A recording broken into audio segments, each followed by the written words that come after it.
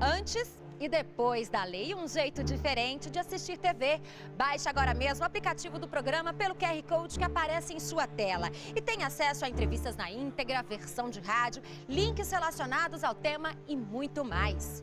Desemprego. Quem já viveu essa experiência sabe que o primeiro impacto é o fantasma da dúvida. O que fazer? Como recomeçar? O trabalhador fica sem chão. É impossível não pensar no futuro, além da insegurança de ocupar uma nova função. Mas esta realidade era bem pior antes da Constituição de 1988. Isso porque, em décadas anteriores, não havia nenhum amparo para o trabalhador desempregado. Era impossível até mesmo fazer um pé de meia para passar a fase da falta de trabalho. De repente, você era mandado embora e não tinha como fazer. Família para cuidar, para alimentar, né? Contas para pagar.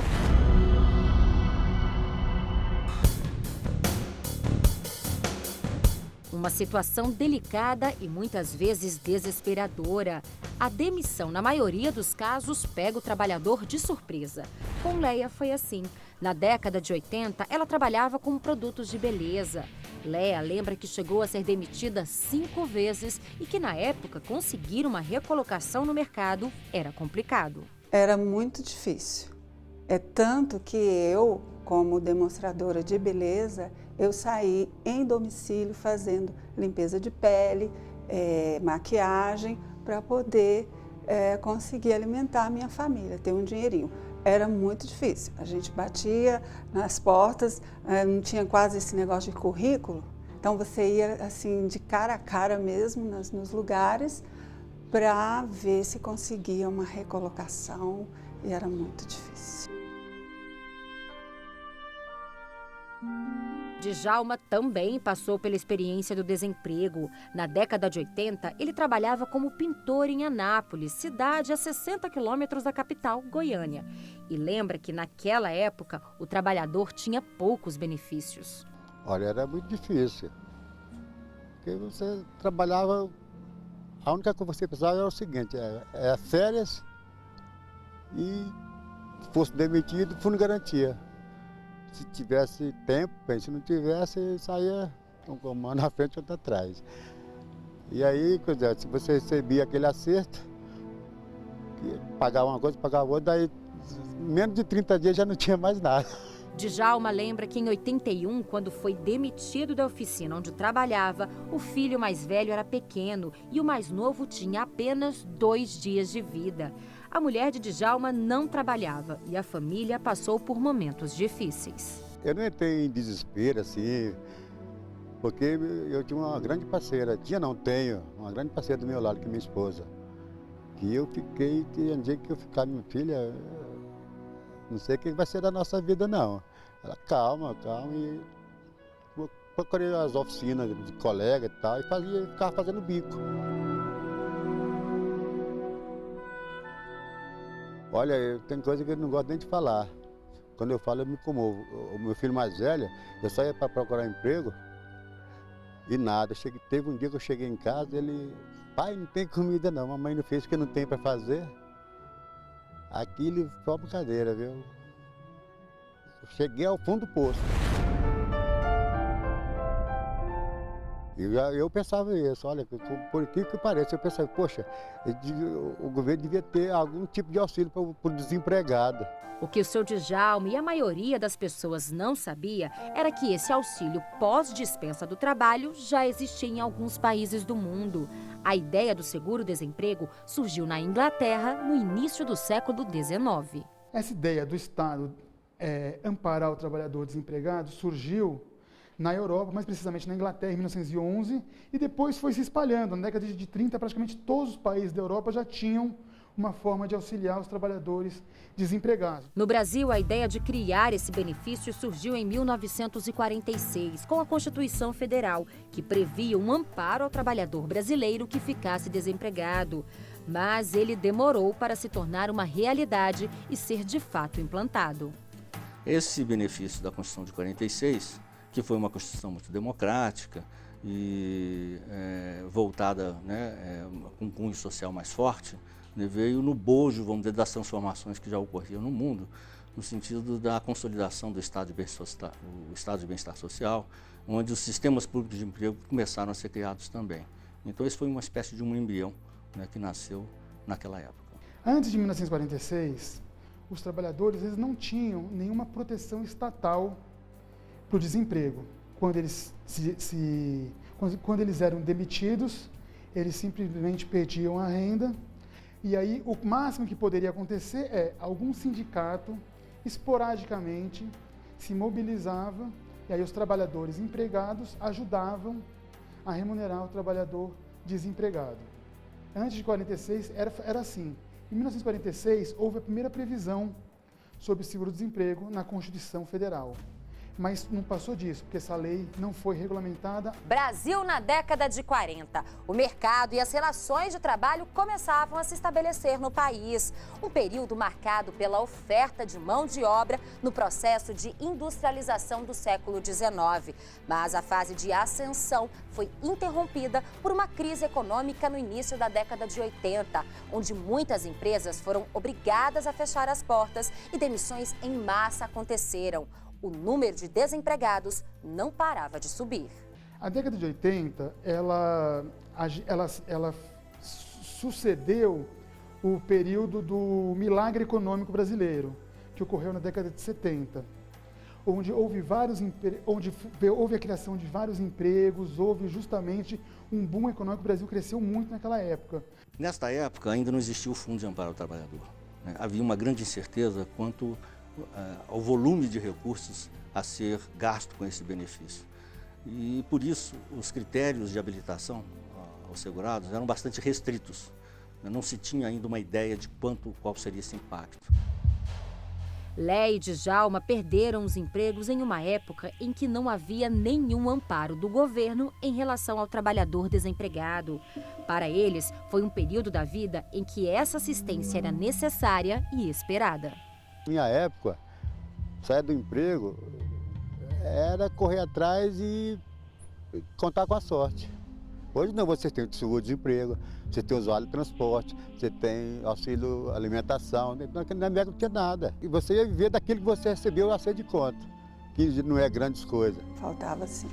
Nós precisávamos desse apoio e na época não tínhamos, era desesperador. Muito triste você ficar desempregado e não ter um apoio, e principalmente do governo, né? Porque a gente paga os nossos impostos, então nada é de graça.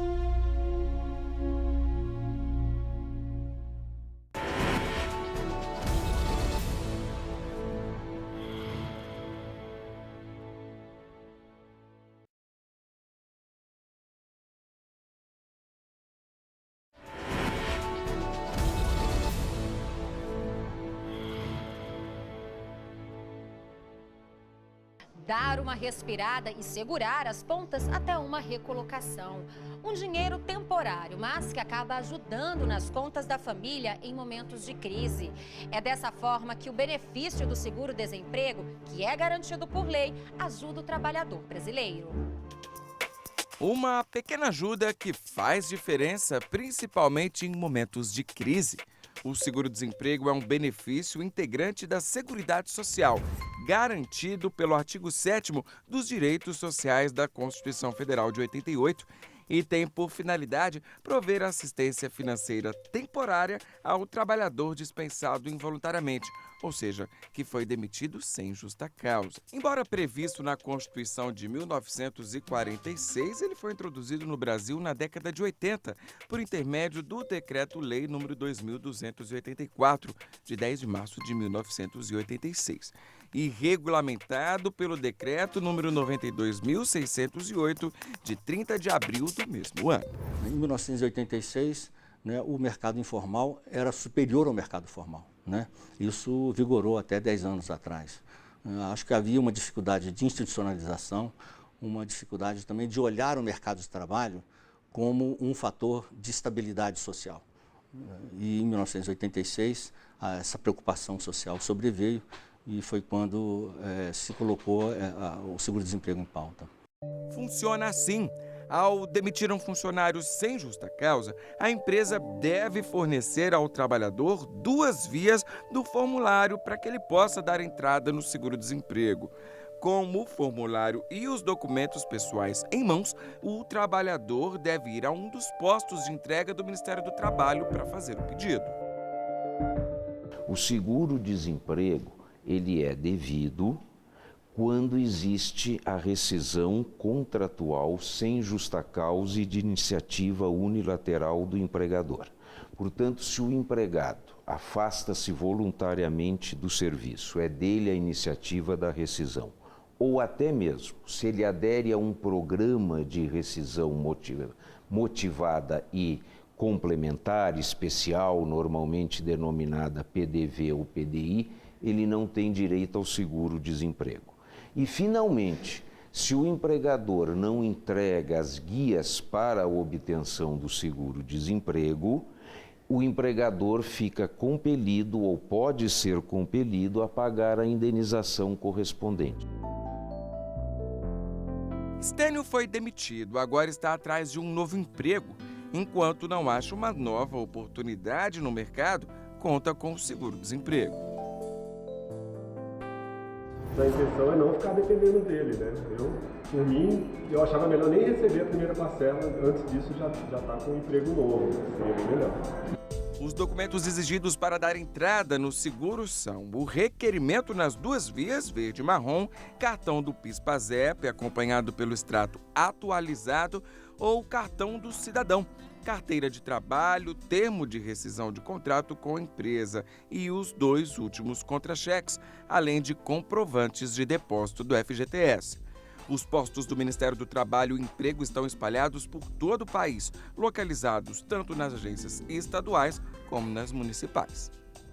É difícil falar de dinheiro e não ficar feliz, principalmente em um momento complicado da vida do trabalhador. O problema é que tem muita gente que continua recebendo o seguro mesmo depois de ter sido contratado em outro emprego. Isso é fraude e pode trazer sérios problemas com a Justiça. Uma decisão do Superior Tribunal de Justiça retoma a Operação Bismarck, desencadeada em 2010 em Mato Grosso. Esquema montado por um grupo de estelionatários que fraudava o seguro-desemprego com documentos falsos. O ministro Sebastião Reis Júnior, acompanhado da 6ª turma do STJ, negou o recurso a um dos acusados e considerou válidas as provas da fraude, escutas telefônicas e quebra de sigilo bancário autorizadas pela seção judiciária do Amapá. Vários juízes em inúmeros processos muitas vezes determinaram a comunicação daquela situação, daquele caso concreto, para os órgãos de fiscalização, inclusive do Ministério do Trabalho e Emprego, porque constataram que o empregado postulou e obteve o reconhecimento de um vínculo empregatício não registrado para receber fraudulentamente o seguro-desemprego. É uma hipótese comum, sim. De acordo com a lei, existem 5 modalidades de seguro-desemprego. A mais comum é a formal, quando o trabalhador é demitido sem justa causa. Mas tem também o seguro-desemprego pescador, que ajuda o profissional durante o tempo em que ele é proibido de exercer a atividade por conta da preservação das espécies. A outra é o Bolsa Qualificação, destinada àqueles com contrato de trabalho suspenso e matriculados em cursos de qualificação profissional. Tem ainda o direcionado ao empregado doméstico, para os trabalhadores que atuam nesta área. E, por fim, o seguro-desemprego concedido às pessoas que foram resgatadas de regime de trabalho forçado. Cada modalidade traz regras e critérios próprios. Portanto, é um benefício, uma prestação devida para o trabalhador que tem o contrato rescindido e temporariamente não obtém um novo emprego. Conseguir uma nova colocação no mercado de trabalho. Esta é a prioridade de grande parte dos trabalhadores que recebem o benefício. A criação de uma lei que ampara o trabalhador nesse momento delicado de busca, para muitos, faz toda a diferença. fato de ter o seguro-desemprego ajuda, mas assim, é um incentivador para você procurar outra coisa, né?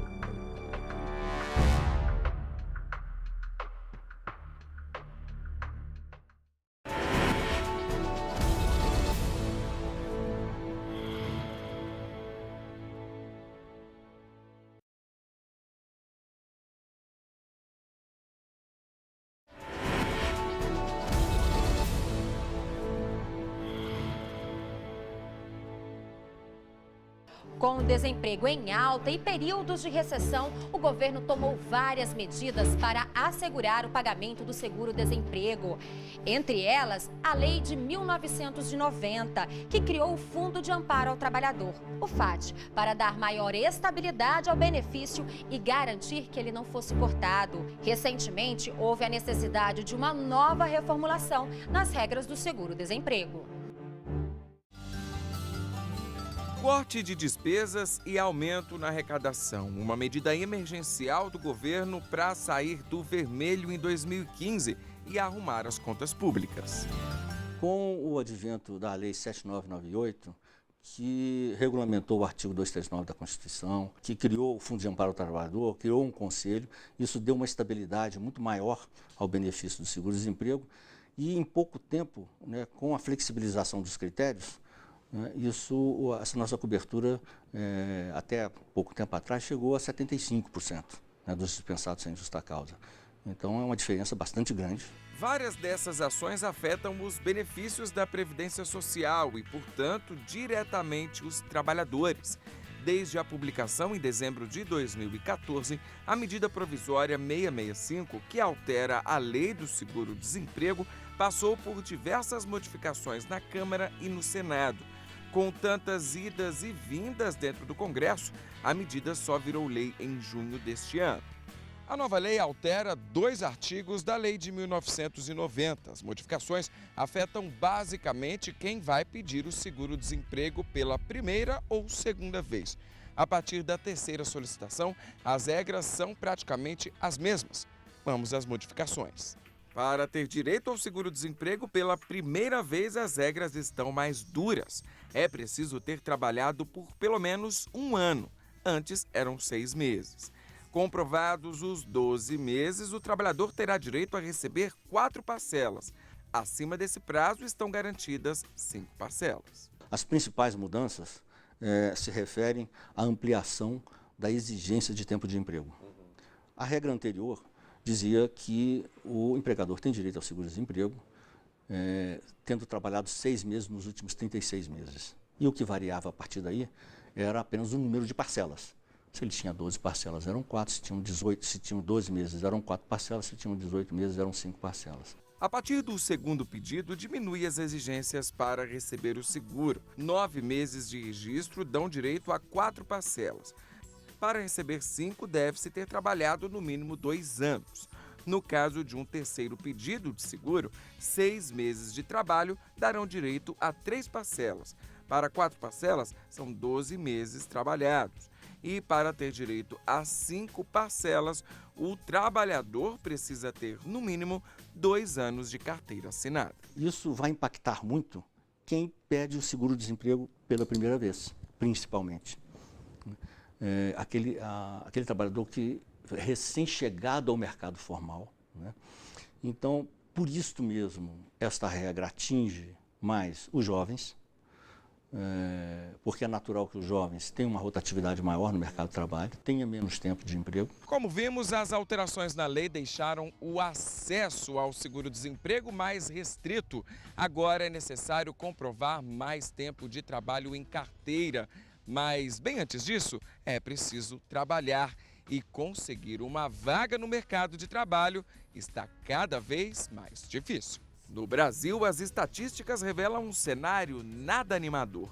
A taxa de desemprego subiu nos últimos 3 meses até maio deste ano e chegou a 8,1%, segundo dados divulgados pelo Instituto Brasileiro de Geografia e Estatística.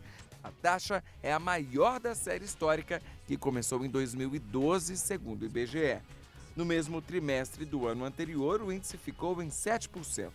A região Nordeste teve maior índice, 9,6%, Em seguida, vêm as regiões Norte, Sudeste, Centro-Oeste e Sul, com a menor taxa, 5,1%. Entre os estados brasileiros, os 3 com maior taxa de desemprego são Rio Grande do Norte, com 11,5%, seguido da Bahia e Alagoas. Já os estados em melhor situação são o Paraná em terceiro, Rondônia em segundo e Santa Catarina, onde o índice de desemprego é o menor do país. O Instituto disse ainda que, além do desemprego, cresceu também a população desocupada. Com a perda de emprego, né, por muitas pessoas, ou com a compressão salarial e a perda de benefícios que decorre de uma situação de maior dificuldade na economia, é provável que essas pessoas, ou que muitas pessoas tenham se sentido mais pressionadas e venham tentando ingressar no mercado de trabalho. Então, isso gera uma maior procura por vagas. Por outro lado, como a economia está andando muito devagar, estagnada, até com queda no PIB prevista para este ano, a oferta de vagas também diminui. Ainda de acordo com o IBGE, o desemprego é mais alto entre as pessoas que não completaram o ensino médio e mais baixo entre as que têm nível superior completo. À medida que o mercado de trabalho se torna mais restrito, mais seletivo, mais exigente, né, a própria procura, né, de vagas, de oportunidades de trabalho faz com que pessoas de diferentes níveis de formação procure o mercado de trabalho. Nesse caso, até naturalmente se dá uma preferência por pessoas com formação mais extensa. Bruno tem 26 anos. Todos os dias ele anda pelo comércio atrás de emprego, mas a falta de um diploma deixa a busca por uma oportunidade ainda mais cansativa. Eles falam que o currículo é bom, mas sempre exige um diploma no curso superior. E como é que você sente em relação a isso? A gente se sente um pouco discriminado no mercado de trabalho também. Se eu tenho, por exemplo, oportunidades, tem muita gente procurando emprego, pessoas com formação de nível médio ou até nem com um nível médio completado, e pessoas que estão na universidade ou que completaram o ensino superior, quer dizer, é mais atraente contratar uma pessoa com mais formação pelo mesmo salário ou pela vaga que está sendo disputada entre alguém que tem o nível médio ou nem isso e alguém que tem o nível superior e às vezes mais do que isso. O resultado está aí, muitas cabeças pensantes e poucas oportunidades. Enquanto não consegue uma recolocação no mercado, o brasileiro desempregado vai se virando do jeito que dá. Eu estou trabalhando na oficina de mecânico, assim, ajudando lá e se mantendo. Sem registro? Sem registro. É o jeito para conseguir ter orçamento no fim do mês? É o jeito. Jordana vai receber a primeira parcela do seguro. A demissão foi inesperada e o benefício veio para aliviar o susto. Mesmo assim, ela não vê a hora de conseguir um novo emprego. É melhor um pássaro na mão do que 2 voando. Na verdade, é melhor você correr atrás de um emprego, né? Se você está desempregado recebendo seguro é bom, mas na verdade você correr atrás de outro, porque o seguro não é pro resto da vida.